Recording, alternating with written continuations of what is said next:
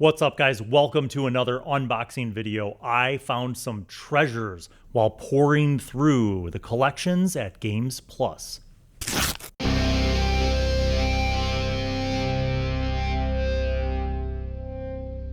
Okay, we're going to start off with a collection of small adventures for Lamentations of the Flame Princess. Now, typically these things would come out for special conventions or for small releases that would come out in addition to other bigger books. And a lot of these I did not have in my massive Lamentations collection. So I picked up a whole bunch of the ones that I don't have. All right, first up is A Gift for All of Norway. So this little pamphlet, text by Matt Austin. Looks like this came out in 2023 for Lamentations of the Flame Princess. And you get a background, some background information, some plot hooks, and then a number of adventures. And they're very basically fleshed out so that the GM has a lot of room to deal with stuff. And some tables. Everybody likes tables. Some maps. And some nice opportunities for treasure. And in typical Lamentations fashion, it's, kind of weird fantasy. But again, I think that this could be adapted for virtually any game. Any fantasy role-playing game should be pretty easy to do. Up next, we have Sounds of the Mushroom Kingdom. As you could tell by the colorful and weird cover, this is by the owner and founder of Lamentations, James Radji. This is from 2018, so this has been out for a little while. But yeah, like Lamentations makes like some of these short things that are really cool. Some of the books are longer, but here's a table for psychedelic effects. So, I mean, you had mushrooms in here, so you're pretty sure that you're going to have some stuff like that. Mushroom men, blue mushroom men, different colored mushroom men and tables, how to generate them, what to do if you eat them, that kind of stuff. So basically just a whole mushroom adventure. This one's a little more substantial. So this clocks in at 44 pages. Lots of tables, cool illustrations. There's a mushroom cow, a mooshroom, moaners. Yeah, so if you wanted to go all in on the fungus adventures, this would be a great resource. And again, you could probably run it for any OSR game or for that matter, any fantasy role-playing game if you wanted to throw a little bit of weird into it. Next up, we have Going Through Forbidden Otherworlds. This one by Zarkov Kowalski. This was also a 2018 release. So again, these were like these short little things that I don't have in my own collection. Got some dungeon maps and of course some cool illustrations. Really short, sweet, nice modules. There's some encounter tables, some different monsters, and a few spells, some new spells, which are pretty cool. I like that. So you get a little bit of a bang for your buck in 16 pages. And it's, again, pretty cool little thing to add to the collection. Next up, could get my channel in trouble, but we'll see. Obscene Serpent Religion 2 by Jeff Rentz. Or Reentz, I don't know how to say his name. This one came out in 2018 too, so this must have been a prolific year. Here's a little map of the hamlet of Nansbeck. Welcome to Nansbeck. So a little background information. Here's the church, the stables. So it kind of gives you some locations in the hamlet and adventure threads and ideas. NPCs, of course. No Lamentations product would be complete without some random tables, so that's always good to have in there, some easy to implement things. The Doom That Came to Nansbeck. Okay, cool. So that's a little background and stuff to add to the adventure, to flesh it out. But again, one of the things that's really nice is that this is very almost purposefully open, a bit general, so that you don't actually, it's not necessarily, doesn't have to be linear. You could probably drop this into any campaign. Some creatures, some kind of cool creatures, and again, really cool art, as always with Lamentations books. Last one that I picked up was one that I'd heard of, but I didn't yet own it, so I bought it. This is the Jovian Visitor, and this goes to 2023 as well. So you got some introductory stuff, of course, event timeline, You have some cool illustrations with some magical rituals that are happening there, and probably some stuff involving somebody from another planet. Here's a really cool full-page map of Florence in 1642. So that's pretty cool. Not sure how historically accurate it is, but maybe it is. Or maybe that doesn't really matter to you. And a bunch of NPCs who seem to be kind of key to the storyline. Here's another more localized map of Montmorello.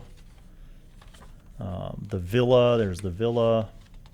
So what you have is another game that, you know, some of the Lamentations projects are set in our real world, but like in an alternate history of our real world.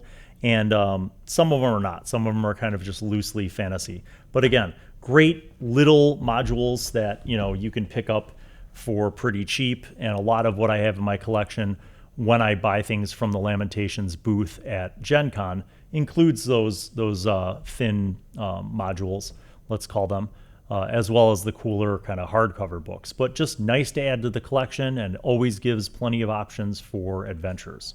Time for Module I-1, Dwellers of the Forbidden City. This is something that has been missing from my collection for a while. So this is Dungeon Module I-1, Dwellers of the Forbidden City by David Zeb Cook. An adventure for character levels 4 through 7 for AD&D. And this is in really good condition. You get this whole map of the Forbidden City, which is a really cool kind of sort of top-down, but sort of isometric map in that classic scale. So 1 square equals 50 feet. So that's a massive, massive map right inside the cover. So then we have, you know, the adventure as it's laid out. And in the old school modules, most of this stuff was laid out by location. So as the party moved through a location, the DM would have to kind of look up what was in that location and, you know, explain the encounter and adjudicate the encounter. A lot of combat options there, more maps inside of different locations. A lot more maps. Map C, map G, map H, map I, J. Then we have a variety of cool monsters and illustrations of those things. This is just fantastic. Just fantastic. It smells like adventure. You smell that, Krafa? Smells like adventure. There's a great illustration. Fantastic. Absolutely love it. Then we have new monsters. So look at this. New monster, quote unquote, the Aboleth. That's funny because I did a Monster Monday on the Aboleth. But this is when it was a new monster. Mongrel Men, the Oriental Dragon, the Panlung, Yellow Musk Creeper, Yuan Ti. Look at that, Yuan Ti. Now they're like a playable race. But this is back when they were new. And then a character roster, you know, so you got a whole bunch of pre-made characters right here, just right across. Imagine one line being your whole character pretty much. And then some magic items that you could get. So this is exciting because, again, I didn't have this one in the collection and it's in great shape. Time for Module I-2, Tomb of the Lizard King. The Tomb of the Lizard King by Mark Akers. Again, in classic TSR era D&D style, we have the blue map. This is like literally the cover. So you have just maps galore. Tomb of the Lizard King for character levels 5 through 7 in Advanced Dungeons & Dragons. So we have, you know, all this cool kind of establishing stuff to set the stage for the meetings and for the adventure. Some old school modules had these like text boxes, which would be for the DM to kind of read this. To basically, it's the flavor text. And then some of them also had like dialogue boxes, right? So not bad. You could use them or not use them. It's up to you. You know, maybe a newer DM might want to use them and just read them verbatim. Other DMs might just want to summarize in their own words. But this basically gives you the overview of the adventure, right? Then it breaks it up into kind of different parts of the adventure. So we have the journey to Wakehome. We have some planned encounters. And this one's kind of cool. It has the Ballad of Sakatha. Sakatha was once the great lizard king, said to have power stored in a ring. O'er swamplands and plainlands his dominions they spread.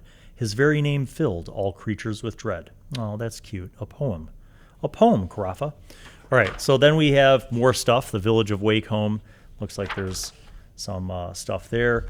Keys to the Great Southern Swamp. So this is like 1 page of traveling through the swamp. So I guess a DM could stretch this module out and probably run the Great Southern Swamp as its own like 2 to 3 session adventure before you even get to the Ancient Temple, but then the Ancient Temple.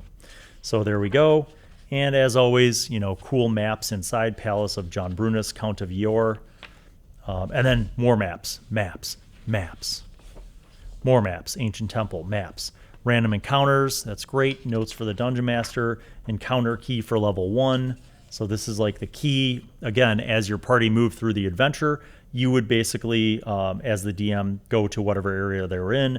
You'd read that thing. If they go to the storage room, this room is merely a small storage room. It contains some worthless miscellaneous items, such as cheap candlesticks, 4 dozen candles, and a big ball of string. But as a DM, if you wanted to make this a secret place and a cultist jumps out and attacks, then you could do that. So a lot of these early modules, they were just what I would say bare bones. They gave you just enough information to run the adventure, but then they also left it open enough that you could customize it and make it fit into your campaign. Here's the key to the tomb levels. Ooh, exciting. Yeah, so this has quite a bit of stuff in it, quite a bit of locations. And again, here at the end of the module, pre-generated player characters. So they give you, this one's vertical, so you kind of read down the line. Here's all the characters' stats right there. Boom. All the way down. Saving throws, all that stuff, their abilities. There are some magic items and spells that you can find and acquire and encounter. So that's also pretty cool too. So again, very happy to have the second in the I series. Now that I have I1, I also have I2.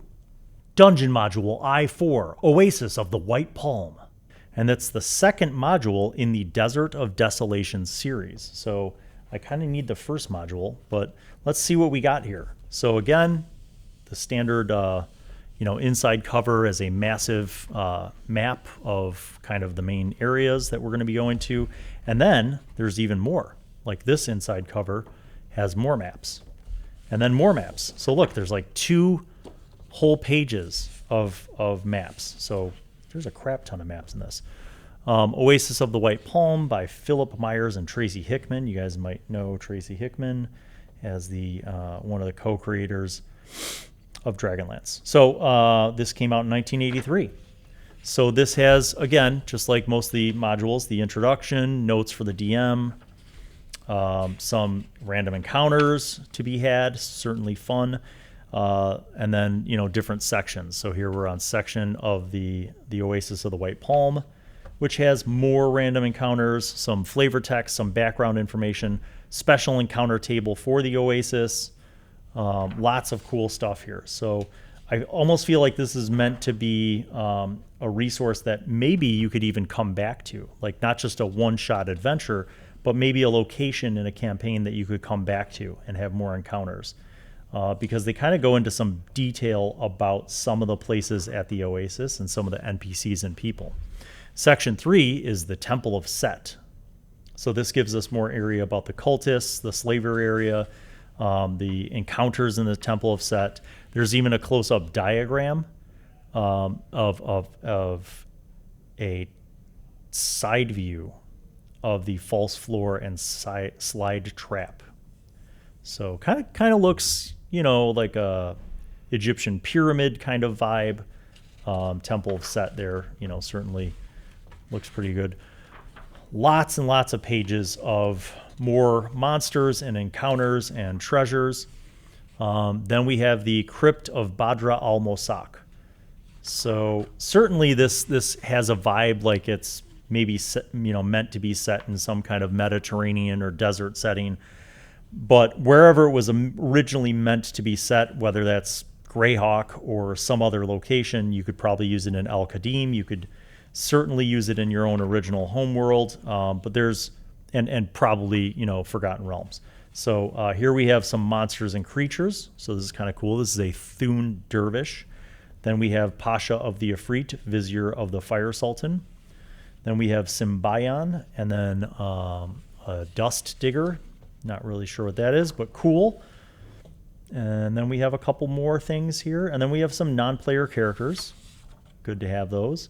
And treasures and tomes. So another cool thing here, I hopefully will be able to find I3 so that I can get the first in this module in the Desert of Desolation series.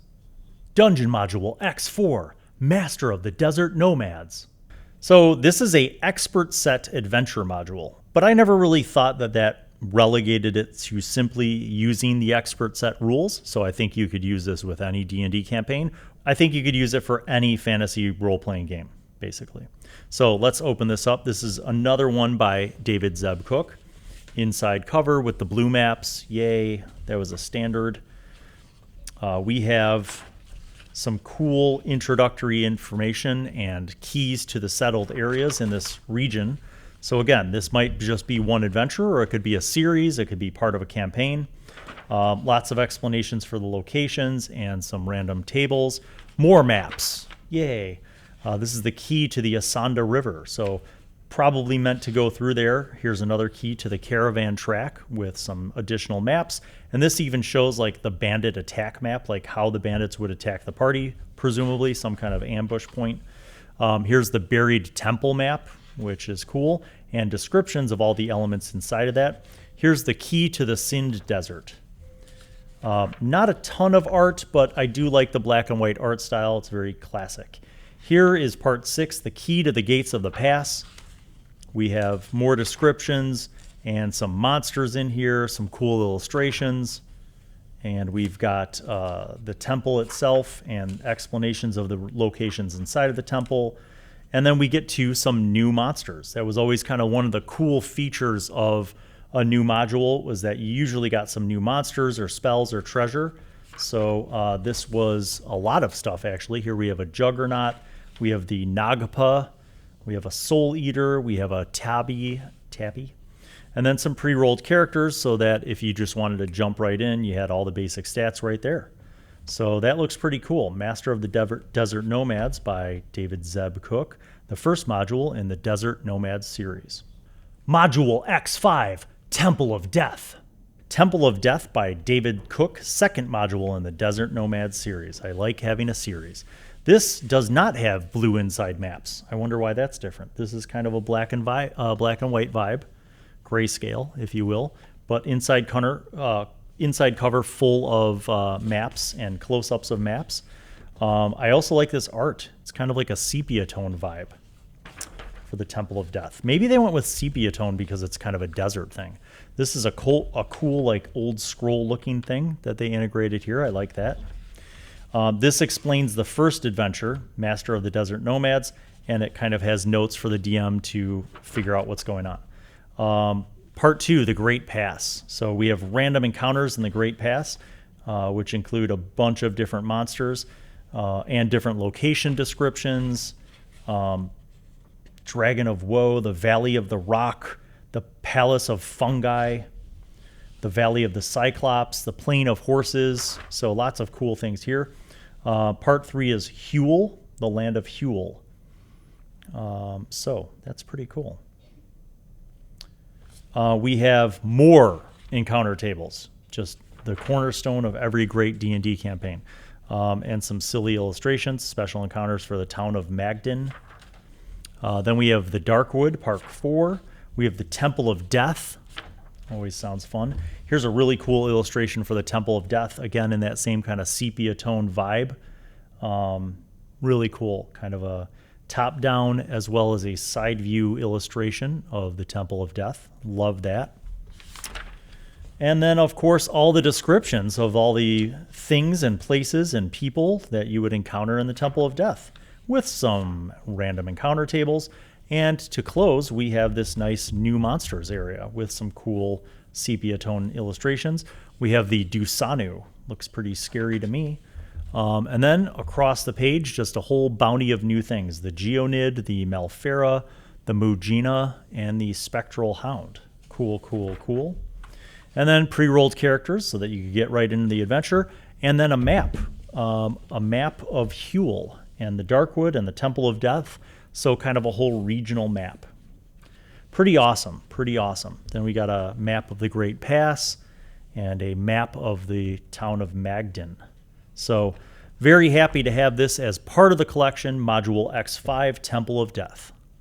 And now, the big one, Adventures in Fantasy, Book of Adventure by David Arneson and Richard Snyder. I have no idea what this is. This is the first time I'm opening it, but I'm going to tell you that when I saw that name, Dave Arneson, on it, I was piqued.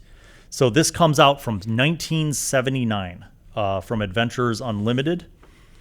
And this is a old-ass looking book, I got to tell you. Blueprint with a foreword from the authors. And a reference to Dungeons & Dragons. But this looks like a book, a complete book, right? So this is character generation for this game. So we have strength, dexterity, intelligence, charisma, stamina, health, and they explain how to create a character. Social structure within the basic game. So there's like your social status on this table that you would roll. Looks like that would kind of determine your position in society, as well as a rank and a yearly income if you rolled really high. Looks like it kind of sucks if you roll a 1 through 21, because then you're just a serf. All right, here's some blue illustrations. So again, starting age table, sickness effects, equipping characters, all this cool stuff. Then we have like this section on education. How to learn, variables to be considered, player intelligence, course difficulty, time in months, actual months spent studying the subject. This is pretty intense. So if a character wants to gain knowledge, they have to actually study in the game, and there's a whole formula for it because math. Apprenticeship, starting education. Here's a table that looks like it was typed on my dad's typewriter. Carafa, look at that. Description, how to read and write, 72 months. Complexity of the course, 120. Notes, 30 gold pieces per year. How to figure, that's arithmetic. How to speak another language. Learn to read and write another language. Physical training 2. How to ride a horse, horsemanship 2, horsemanship 3. And then how to use a bow, shield, sword, two-handed sword, spear, club, axe, pike, and dagger. So literally they had a whole system. Oh wait, there's more. Blacksmithing, engineer, armorer, sailor, jeweler, husbandry, forester, huntsman, and craftsman. So then they have detailed descriptions about how your character can obtain these skills. So this goes way beyond even like AD&D and 2nd edition with secondary skills. Like this is a whole system, man, for like how you create a character and what they know how to do. This is hella crunchy.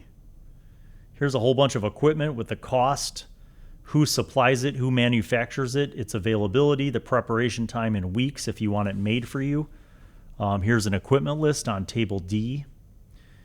50 feet of rope, a 10-foot pole, water wineskin, 5 torches, a lantern, a flask of oil, 2 small sacks, large sack, pack mule, horse ration, beef ration, water ration, fish ration, pork ration, tinned ration, whey bread ration, a meal at the inn, a room at the inn, and a room in town.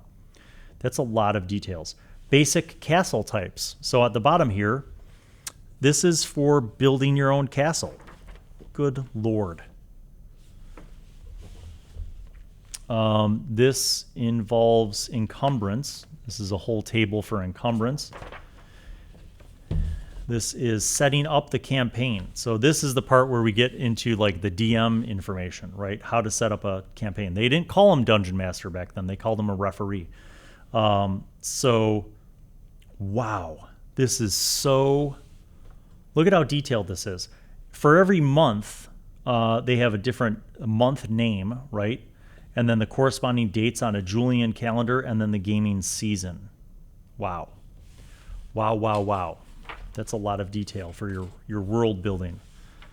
This goes on and on, you guys. I mean, there are maps, there are sample descriptions for how to fill in a dungeon, right? Like what kind of things can be in there. Underworld encounters. So here's another map for underworld encounters with more tables. This goes into so many details. Special creatures, how to make your own creatures. Here's a table for arrival locations for search and foraging parties. So depending on what direction you're coming to check something out. I hope no one's tuned out so far because this has basic game foraging. So this shows a table that they created and the region or area that it's in and what kind of options there are for foraging and hunting. This is basic evasion. So if you're trying to escape, if you want to do a chase, this is a chart where the number in the search party is cross-referenced with the number of people in the party being looked for, and that creates kind of a difficulty. And then there are modifiers at the bottom for different terrain modifiers and sizes. Wow. Here's a map. Not sure what region this is in, or maybe it's just unique to this book, or if it's some part of Blackmoor, or if it's some part of Greyhawk. Don't know. But this is Bleakwood. So they have descriptions, just like any kind of other setting. What kind of monsters are there? What kind of encounters you could have there? Here's the Bleakwood regional map. So basically, in this book is a way to play a game, how to make characters, and how to adjudicate the rules, as well as how to create your own world and your own dungeons and how to stock them. Here's the combat matrix in the basic game. So combat matrix N has the basic body type, like human versus, and then human, snake, lion, bird, reptile, scales. So that gives you an explanation of how that works. I'm not really sure what those numbers mean. And then hit location charts. So there's that. Missile fire, basic combat system, terrain effect on combat, an example of the use of stamina in combat, armor saving throws, how to gain experience. So of course, after every session, you'd want to gain experience. And because they were war gamers, then math was important to them. For warriors, the following formula should be used. The loser's hit chance over as the numerator over the victor's hit chance, times the loser's hit dice over the victor's hit dice, times the loser's experience level over the victor's experience level equals the victor's experience and the level increase. That is more math than I've had to look at in 30 years. How to gain a reputation. So apparently reputation was a component that they wanted to include in fantasy role-playing game. Non-player characters. Loyalty and responsibility, and that's the end of the book. This thing looks like it was about as homemade as you can get, and I'm not sure where this is in the chronology of the history of fantasy role-playing games, but the fact that Arneson was an author and contributor to it is pretty impressive. So I will probably page through this.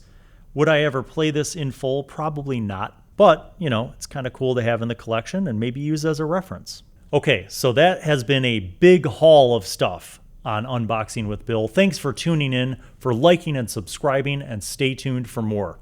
Peace out.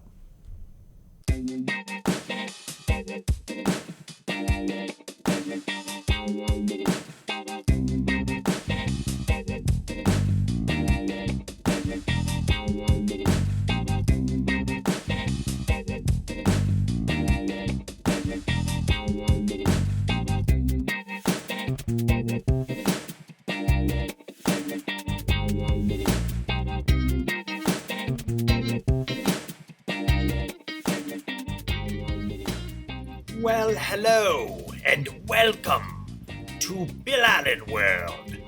I am Wizzy, the Wizard. I'm back once again to remind you to subscribe and click on the notifications button, and also watch videos that are over there. Tune in to the next episode of whatever show you were just watching, and watch other shows featuring Bill. Okay, bye.